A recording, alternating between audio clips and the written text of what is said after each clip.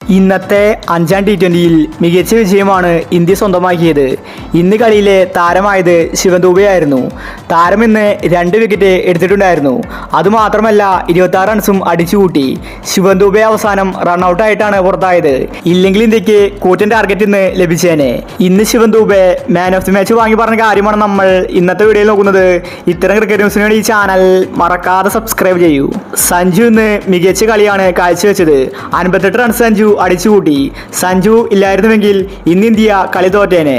ഇന്ന് കളി ജയിച്ച് മാൻ ഓഫ് ദി മാച്ച് വാങ്ങി ശിവൻ ദുബെ പറഞ്ഞത് ഇങ്ങനെയായിരുന്നു: ഇന്നത്തെ മാച്ചിൽ അവാർഡ് എനിക്കല്ല കിട്ടേണ്ടത്, സഞ്ജുവിനാണ് അവാർഡ് കൊടുക്കേണ്ടത്.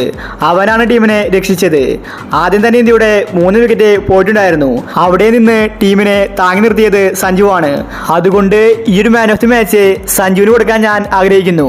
കളി ജയിച്ചതിൽ ഒരുപാട് സന്തോഷമുണ്ട്. ഇന്നത്തെ മാച്ചിൽ എനിക്ക് ഒരുപാട് റൺസ് അടിക്കാൻ സാധിക്കുമായിരുന്നു. എന്നാൽ ഞാൻ റൺഔട്ടിലൂടെ പുറത്തായി. അതിലെനിക്ക് വിഷമമുണ്ട്. എങ്കിലും ഞാൻ എൻ്റെ കഴിവിൻ്റെ പരമാവധി ഇന്ന് പുറത്തെടുത്തു. ഈ ഒരു സീരീസിൽ മാൻ ഓഫ് ദി മാച്ച് കിട്ടിയതിൽ എനിക്ക് സന്തോഷമുണ്ടെന്ന് ശിവൻ ദുബെ വ്യക്തമാക്കി.